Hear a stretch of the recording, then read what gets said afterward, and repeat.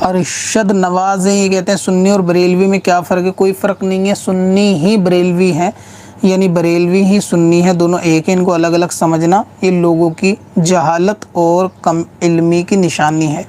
اسی طریقے سے جو 72 فرقے ہیں جیسے حنفی، شافعی وغیرہ، یہ بھی لوگوں کی جہالت ہے، جو اس طریقے کے سمجھ رہے ہیں کہ یہ فرقے ہیں، اصل میں یہ فرقے نہیں ہیں، یہ 4 جو ہے وہ راستے ہیں شریعت کے۔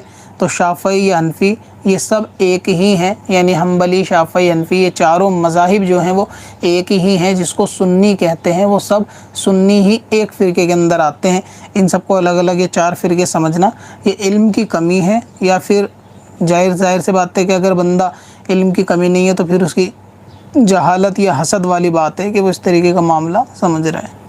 اب اپنی ضرورت کے لیے آسان وظیفہ تلاش کرنا ہوا اور بھی آسان۔ وزٹ کریں wazifa.smswarsi.com پر اور اپنی دین و دنیا کی بھلائی کے لیے پائیں ڈھیروں آسان وظیفے۔